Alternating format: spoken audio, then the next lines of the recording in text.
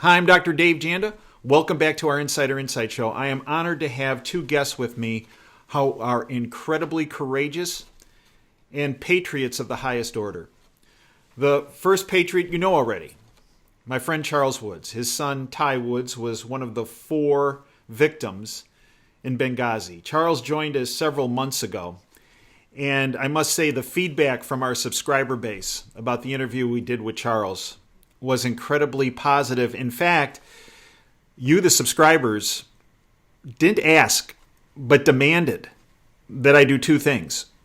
One, get the information out to the public, not just our subscriber base, but to the public, to our overall YouTube channel. And the other demand was to get Charles back ASAP. Well, we fulfilled both promises. We got the information out to the public through our YouTube channel, and I must say the response was overwhelming. In fact, a number of people stepped forward with information that they had actually tried to provide to others in the government and in our law enforcement agencies, and they were not willing to even speak to these individuals. And that brings me to our second guest, Travis. For security purposes, we are not going to use Travis's last name. I have confirmed Travis's identity, and I have confirmed Travis is who he states he is and where he was located the night, if you will, of September 11th, 2012, when the Benghazi attack occurred. A little background on Travis. He's a former AFRICOM Air and Space Operations Center enlisted personnel member. He was within the Combat Operations Division during the time when the Benghazi attack occurred in Libya on September 11th, 2012. Travis, welcome to our platform. Charles, welcome to our platform. Hi, Dave. Thanks for having me. Thank you. Charles, since the interview aired, you have been approached by a number of different individuals who have provided you even more information from the baseline amount of information you had, which was quite extensive to begin with. Educate our viewers on what has occurred since our last interview. First of all, I'd just like to say I have forgiven everyone that's involved with the death of my son. I know where my son Ty is. I want to see him one of these days. And unless I forgive everyone, I won't be there.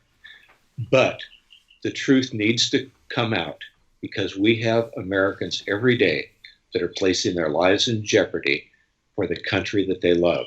And they need to know that if something happens, they will be rescued.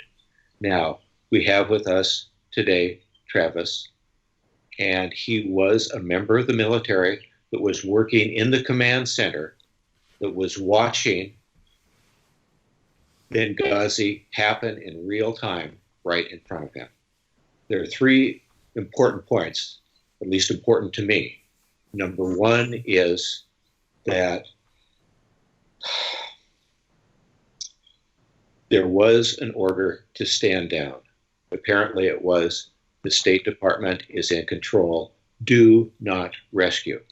The other point that's important to me is that there was a global command communication system that identified in real time every military asset that was available in the area.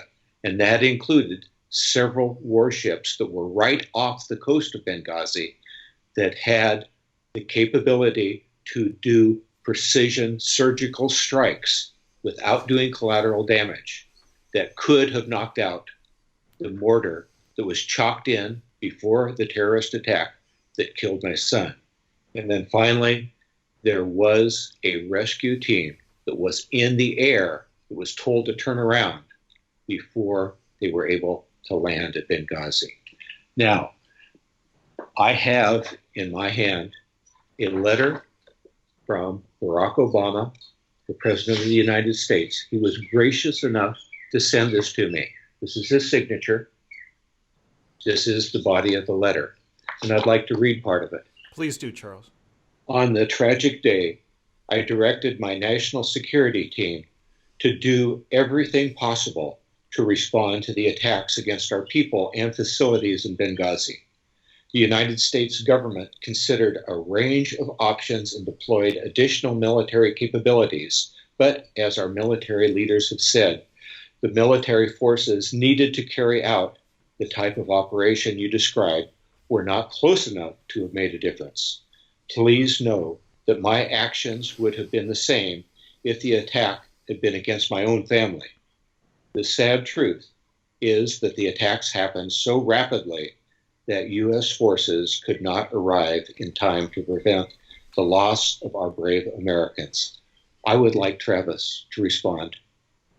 Travis, could you respond to that letter from Barack Obama, but also a number of different individuals, exclusive of yourself, have produced information and approached Charles with the information that he presented in those 3 points. Could you address those points as well as Barack Obama's letter? Yeah, I think what I'd like to know, was everything done that was possible? Absolutely not. Not at all. As a matter of fact, we had assets that were nearby that could have easily gotten there and done something and been there. And then we could have retasked. We had drones nearby. Not all of them were armed, but they could have been retasked as well to the ones that were armed.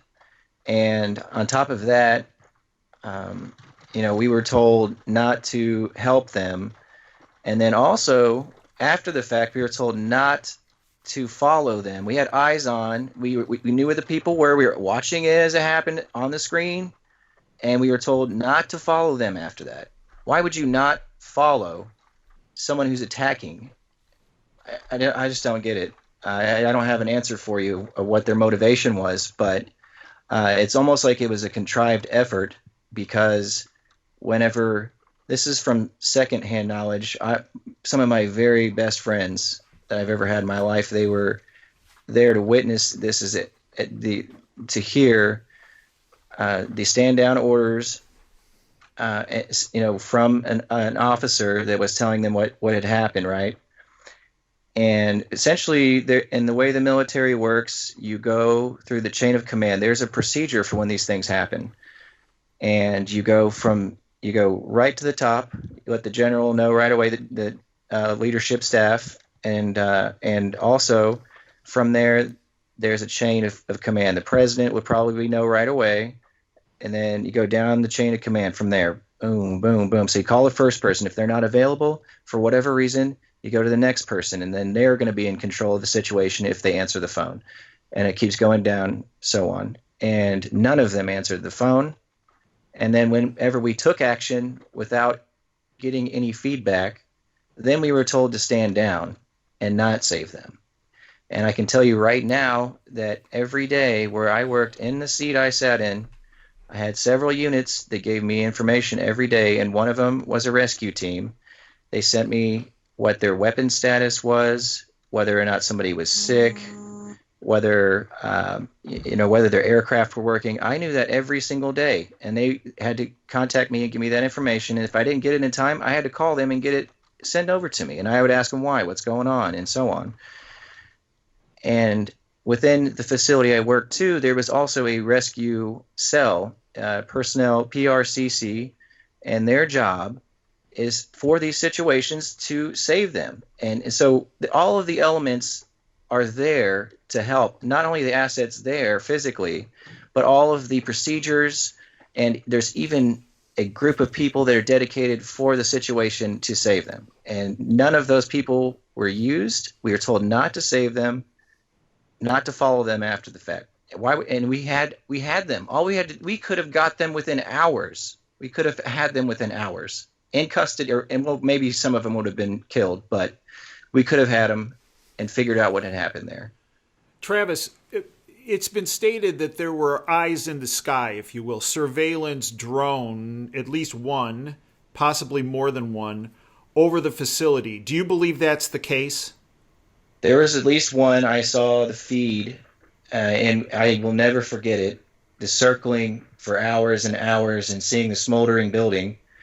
That's burnt into my memory forever. And I think that there was another drone nearby, because from what I understand, the people who went back after, they were getting information from an intel from above about that, because there was more going on than just that location where the first part happened.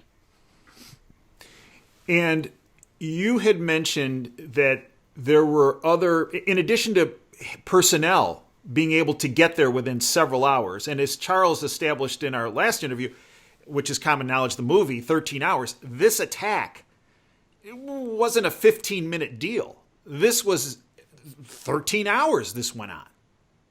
That's correct. That's absolutely correct. So you mentioned, I've never seen the movie, though. You did mention, Travis, that it could have taken several hours to bring these personnel rescue teams in, but you also mentioned, I believe, that the drones could be retasked very quickly and could have been there even faster than military personnel could have gotten there. Am I wrong in that? That's correct. And some of my good friends sat right next to me that did replanning. And there's even, like we talked about, there in the military, there is a procedure and there is a way to do everything, and it's all functional. Everything's done for a reason. And it's easy. And then I'll tell you too, over Africa, the airspace isn't that hard to work with because there aren't very many aircraft over it. So that's a non-issue, period, plain and simple. I mean, the worst case scenario you could have is a diplomatic problem. Worst case, someone could say, "Oh, we didn't appreciate that," but you know what? We've got American lives to save. I don't care. That's the way I look at it. Charles, a number of Yes. other individuals, exclusive of Travis, have approached you since our interview was made public. Does what Travis just stated, based on the other information you had as baseline, but now with this added information of other patriots that have come forward, does that information that Travis just came forward with, does that surprise you at all? No, because everyone's aware in the military that they have a policy, no one is ever left behind. That's the way that every military operation is equipped. They never leave anyone behind. They always rescue. You don't need to have a specific order to rescue. It's something that you do automatically unless someone higher up in the chain of command says do not rescue. Now, Travis, you had mentioned that that night, it wasn't just one phone call that was needed to get somebody to start a response. That it appears, now tell me if I've heard this wrong, that multiple calls were made to multiple people over an extended period of time before somebody responded. Did I get that wrong? No, that is absolutely correct. From my understanding, is because we got no response, we took action, and that's when we finally got a call back and said stand down. Okay, now wait, now Travis, I grew up a doc, okay, 32 years, right? The phone rings from the emergency room, and I'm on it within 10 seconds. Okay. Is it standard operating procedure that when an event like this is happening and you guys start making calls, that a bunch of these, I guess, generals and, I don't know, colonels, lieutenants, is it a standard operating procedure that they're not answering their phones? No, that is not common at all. And even if they don't answer, there's somebody that's an admin that will receive the call. They always have somebody that's on staff, usually an officer that's there too, and then sometimes enlisted there to help. And there's somebody that's going to answer that call. Even in the places where they live, if they're not physically there, they have. Well, I guess I can't say too much about that, but there's no conceivable way in my mind that this could have happened the way it did. And the fact that nobody answered the call, and then when we took action, that's when somebody said something. I don't know. It seems like a contrived effort and a foreknowledge to me, honestly, but I can only speculate that. Travis, how long did it take between when you folks started making calls saying we got trouble, red alert, big trouble? How long did it take before those calls started and before you got somebody on the horn? I Or not you, but don't your know. team? That's right. I mean, are we It talking? had to Are have, we it had to have talking been like an hour? hours. What?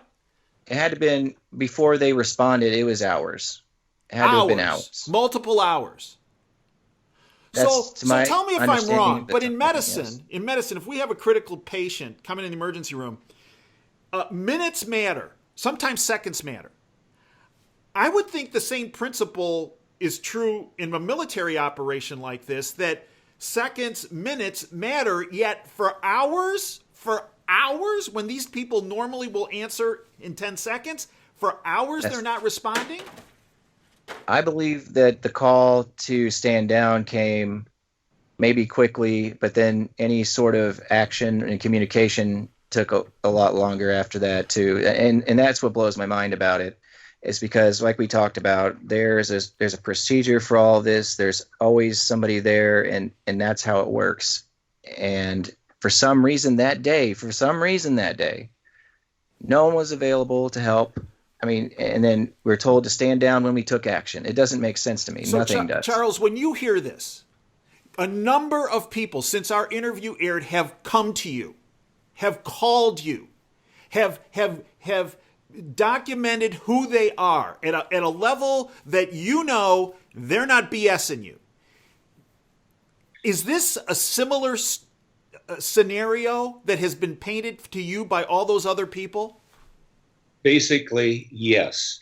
And the thing is, up until now, we always had the missing link in the chain. Was there an order not to rescue? Why were the people in Benghazi left to die? Now we have people in the military that were in the command center that say, yes, there was an order, do not rescue. This is the missing link. This isn't just a bombshell. This is a nuclear bombshell. I've waited a long time. I've waited so long, and I've tried all outlets to. Well, let's talk about that right now, Travis, because there are a number. information. Travis, right now there are a number of people saying, "Wait a minute, this guy is legit, but he also is courageous, and he obviously has a soul for other people. Why didn't he try to speak to what? My goodness, there were several subcommittees in Congress looking at this. Why didn't he try to contact them? Why didn't he try to contact? I mean, when he got back stateside, why didn't he try to contact? I don't know, the FBI or some. Well, Travis, what did you have you internalized this for 7 years, or did you actually step forward? It's just that nobody wanted to hear it. Yes, I got out when I got out. I got out of the military because of what happened. I didn't want. I figured that I'd get deployed and an IED would go off. Oh, coincidentally, and I'd be dead. I'm a loose end, right? So I got out and I waited some time, and the reason is because of, I got to be honest. I thought maybe the guilty parties were still around, and the moment I said anything, I would be killed. And so I waited until after President Trump was elected because I felt it was safe to come out now. So what I did was, shortly after he was elected, it was the spring, I went to a congressperson that was on the committee, and the Benghazi committee that was investigating it, correct? That's correct. Okay. Yes, I went to their office. Yep. I called, I emailed, and finally I got a response. And what was the response? Welcome. We need to speak with you right away. What time can you get here? Correct? That was the response, correct? Not even close. My response, the response I received was, that investigation is over. I will refer you to the Benghazi report. And I said, no, you don't understand. This isn't, no, you guys don't have this. This is, this is not there. You don't have it. And then I sounded concerned, obviously, and it was their chief of staff that called me. And they said, we're not interested in any new evidence or testimony. And then after that, I sounded very concerned. And they said, well, if you really feel you need to, go ahead and call the FBI. And at that point, the FBI was in turmoil. And I said, have you been watching the news? And so then, you know what I did? I did call the FBI. And you know what happened? Oh, wait. I bet you either Peter Strzok or Lisa Page or Andrew McCabe, called you because, well, they just put the investigation, if you will, on President Trump to the side because this obviously is much more important, which it is. They obviously slid that to the side and immediately spoke to you, correct? What I did was I called the FBI myself and I told them that I have more information about Benghazi. I gave them my phone number, my address, all my information, and I said I'd like to meet with them. And they said they would not meet with me outside of the office there. And at that point, I know what was going on, and it was red flags. I thought to myself, if I go in there, they're going to lock me away forever on a process crime or something. I said that. So since then, the best part, like it's not the best part, it's the worst part. The worst part about this is that they never ever called me back. They never were concerned enough to ask me to come in and talk to them about it. So and that's been 2 years, over 2 years. And it's been 2 years and nobody, even to this day, has called me. How about the media? Did you ever reach out to what I call the bought off lamestream fake media? Say again, sir? Have you ever reached out, Travis, to, after you were shut down by the FBI, shut down by Congress, the very committee that was investigating this, did you ever reach out to the organization I call the bought off lamestream fake media to say, look, I got some information? No, after that, it would be insane for me to do that.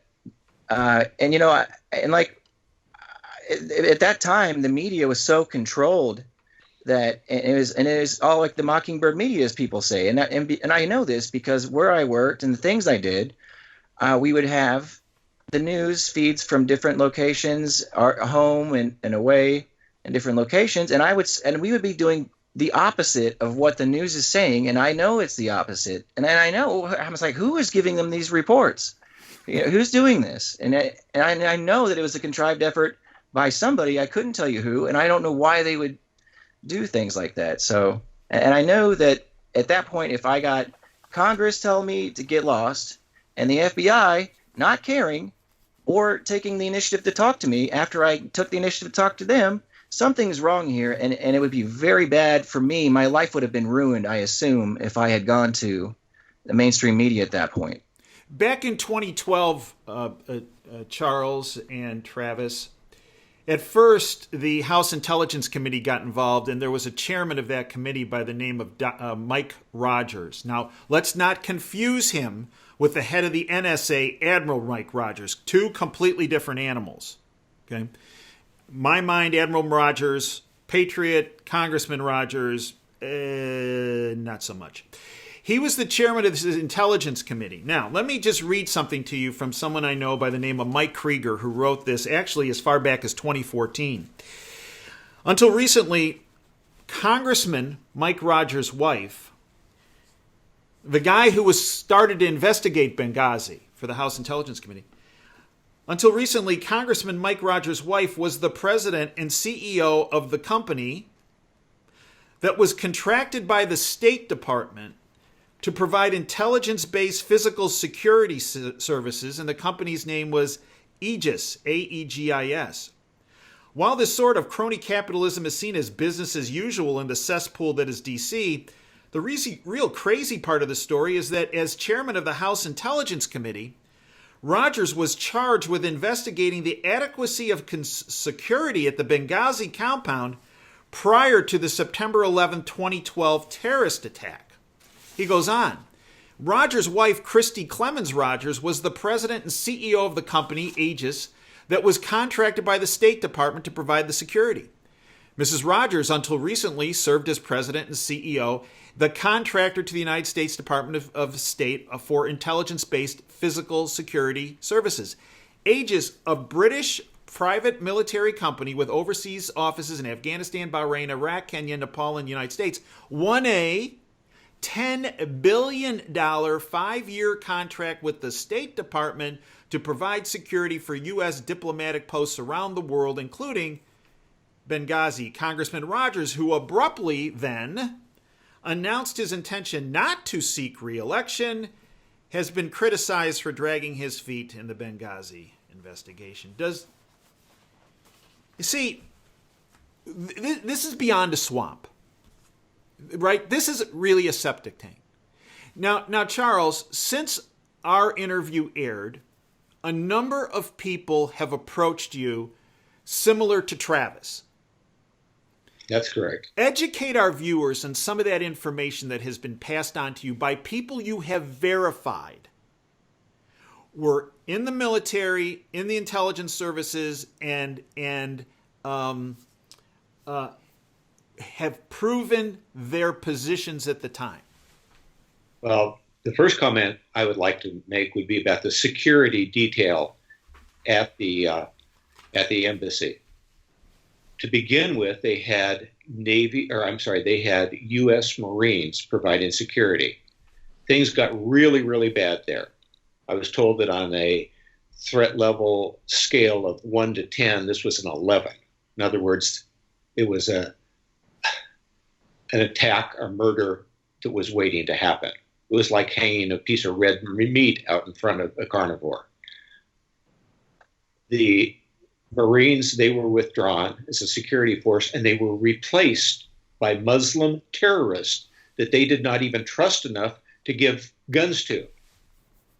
That was who they provided for security, even though the threat level was off the charts. So, to have a juicy, lucrative contract like that to provide unarmed Muslim terrorists to protect American lives is ridiculous.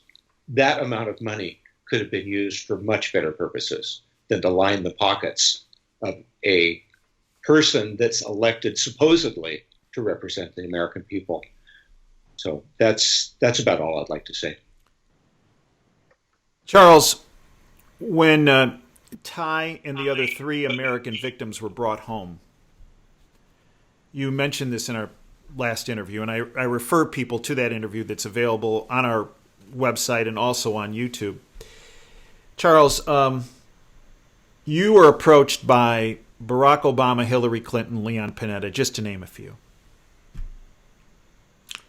Hillary Clinton specifically told you that the cause of your son's death was a YouTube presentation, correct? I keep a notebook in my pocket, and I've done that for years and years. I always joke, I keep my brains in my pocket. And after that, I wrote down exactly what she said, which was, I am going to have arrested the person that made the video who was responsible for the death of your son. Okay. I'll let people draw their own conclusions as to whether or not that was a truthful statement. People have always asked me, what did the president say? What did Hillary Clinton say? No one's ever asked me what the vice president, Joe Biden, says. And I mentioned this family afterwards, and they said, well, this is kind of off color, so you really shouldn't say it. But I think that I should say it. Say it. Okay. Our vice president, Joe Biden, came through the section where our family was twice. The first time he mentioned something like it's really hell having to lose family members. I lost a couple of family members and like that. And then he went and visited other people in the area out there at Andrews Air Force Base. And then he came towards me, and he was quite a distance away from me, 10, 15 feet away from me, and in a really loud voice. I thought he was drunk, quite frankly. He kind of said, did your son always have balls the size of cue balls? That was a crass comment that you do not make to someone. I was still in shock from finding out about the death of my son, which happened just right before that. That's not the way that it should have been. What went through my mind, this person is a clown. If something happens to number one, this person is going to be the president of the most powerful country in the world. I was shocked and amazed. Now, when Barack Obama approached you, you had mentioned before that you've been in the room where there's a wow factor when people of significant power walk in, but in fact, he wasn't such a wow, was he? Well, I mean, that's was my impression, basically. Came up, shook my hand, and like I said to other people, I've met powerful people before who do have that wow factor. This was just like shaking hands with a dead fish. And he couldn't look me in the eye. He had to look over my shoulder and kind of whimpered, "I'm sorry." Hillary Clinton. Was he really sorry? No. Or was he one of the people that was responsible for the decision not to rescue, which led to the death of my son? Maybe that's why he couldn't look you in the eye, Charles. And Charles, we've mentioned in your previous interview, you are a lawyer, attorney by training. And you're never a retired judge. Once you're a judge, you're always a judge. No, it's like being a general, Charles. Once you're a general, you're always a general. But my point is this.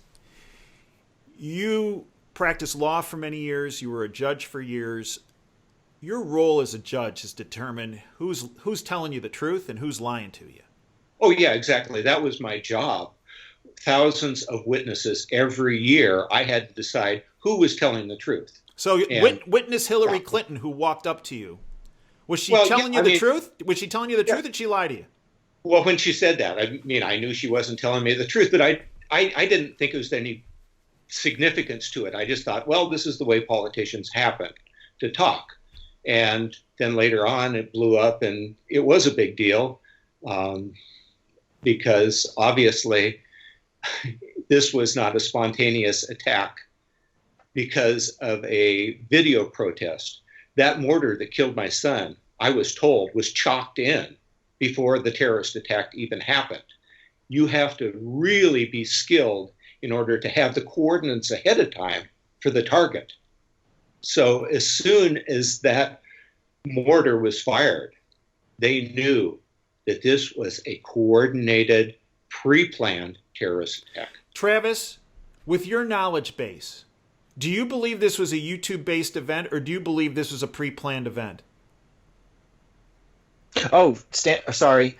Yes, from what I understand, we would be briefed upon a certain groups and terrorist activities, and but it is highly compartmentalized, the specifics of it.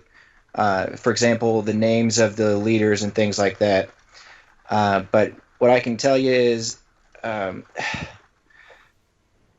I'm sorry, I missed the part you were saying. I was listening intently, and then the question was, do you believe that this was a YouTube-based event, or do you believe this was a pre-planned event, and do you believe that we had foreknowledge that an event was going to occur? Oh yeah, I know for sure that we had foreknowledge. We absolutely had foreknowledge. Actually, we even knew the names of the people they were planning on attacking and everything. We knew about it before, and it was not a YouTube video at all. That's absurd. That's not even a possibility. That's not what happened. And until this, even to this day, nobody's been held to account for this, by the way. And that still rubs me the wrong way. Maybe someday the wheels of justice start to pick up. I'd like to see that personally. I'm going to ask both of you the same question. Do you believe the end result of a dead ambassador and 3 other victims, Ty, Glenn Doherty, and Sean Smith? Do you believe, based on the knowledge you have at this point, do you believe that their deaths were, if you will, and I believe you mentioned this term earlier in the interview, Travis, but not, it was related to you actually that you mentioned. Do you believe this was tying up loose ends? Absolutely.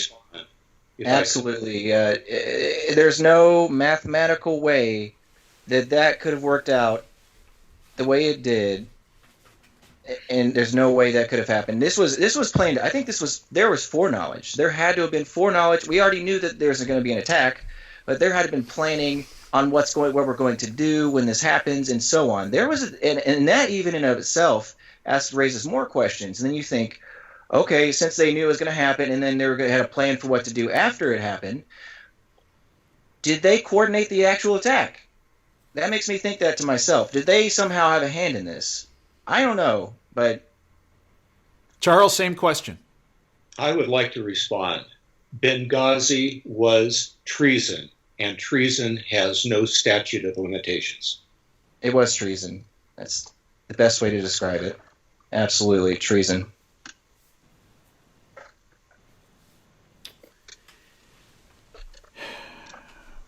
Where do we go from here?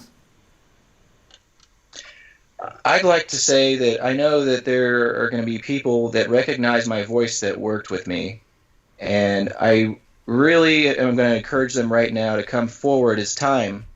It's time now to come forward and tell the truth about this. Get it all out there, because we can't keep this lie going anymore. It was all a lie, all of it. It's all been a lie, and they fed us garbage the entire time, and the American people and the victims at Benghazi deserve that. Charles, where do we go? It's all in God's hands. And fortunately, we have a president of the United States that is not afraid of the powers that be. Hopefully, this video will get on his desk, and hopefully, he will take the appropriate action. I trust him that he will, because he is a man of honor. The night of September 11, 2012, September 12, 2012, Ty Woods and Glenn Doherty left their safe house and fought their way over to the State Department annex. The ambassador was gone by that point. Sean Smith was dead at that point. But Ty and Glenn rescued 30 other Americans, got them back to the safe house, got them protected, went to the roof, and that's when the mortar hit while they were fighting. It's time, Charles, and it's time, Travis. You step forward. Yes. It's time for those 30. It's time for those 30 survivors to step forward. I agree with you. I watched them on the tarmac walk single file onto the plane as they left after they were rescued from the safe house. They know what happened too. They have plenty of detail to fill this in, because none of this makes any sense, and I want to see some justice. It's been said that one of the theories that it was a weapons running operation that went bad. That it was a weapons running operation run by the Obama administration, Hillary Clinton, and their point man was Ambassador Stevens, who ultimately in this weapons running operation of running weapons to al-Qaeda, then reversing the flow into Turkey. The last person he met with was a representative of Turkey, taking those arms from Turkey into Syria to weaponize an organization that we all know as ISIS. Stevens at one point got cold feet, started to speak to people outside the Obama-Clinton orbit, and that is when this event went down, and that is why, quote, loose ends needed to be tied up. Charles, do you believe that's conspiracy theory, or do you believe that is why 4 Americans died in Benghazi? The ambassador and the others in Benghazi were engaged in illegal arms shipments. That's been established. Dead men do not talk. My life is not as important to me as the life of my son and my love for this country. They can do to me what they want. If something suspicious happens to me, people will know. Travis?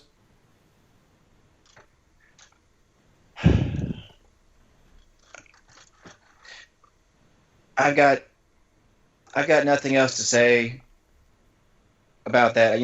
I with the weapons, I know more about it. I can't say No, we don't want to. We don't want you violating any issues with classified information. We do not want that. Yes, it should have never happened. Should have never happened. And then oh my gosh, another issue. There's so many things that screwed up things that happened during that time. In regards to ISIS, we could have stopped them in an instant. That could have been done. Look, for example, look how fast Trump took care of it. We had the place where I worked, we could destroy an entire country. That's what we did there. We destroyed people, places, and things. You actually worked at a place. It was called the Wheel of Death, correct? That's right. That's what I was told when I arrived there. It's not something you're going to find on a brochure, but no. Yeah, that's what we did. We destroyed Libya, Syria, and we did some other things too. And obviously, we targeted people and things like that. But we could have got rid of ISIS, and also whenever SEAL Team 6 went down, we were briefed on that too, and none of that made any sense. And in my personal opinion, my humble opinion, I think that was a setup too. That had to have been a setup. There's no other way around it. There's no way around that. That is so, where they are and where they're going is so tight. I mean, there are only a handful of people that really know where they're going to be going and what they're doing. All right? We might know where they come to every once in a while if, it's just highly compartmentalized. And so the fact that they got shot down the way they did, and none of the stuff was normal that happened with it, none of it. And so what I think happened is something, for whatever reason, they knew something, and they were taken out too. That's my opinion. I don't know what happened for sure. Well, we've addressed that at great length in our platform with another great patriot, Charlie Strange, whose son Michael Strange was a member of SEAL Team 6 and died in that event in Afghanistan. Here, I'd like to comment upon the retaliation that our government, unfortunately, has done to suppress the truth. Go right ahead. Right after Benghazi, then we had the issue of SEAL Team 6. The morning after SEAL Team 6 killed bin Laden for the second time, I told my family that I sure hope that Ty was not on SEAL Team 6, because I said they will not come back to the United States alive. I talked to a ranger that was on the ground at the village where this happened. The government story was that a ranger team was pinned down and emergency, get all of SEAL Team 6 on a helicopter to rescue. He said, we've been in that village many times before. We didn't want any more help.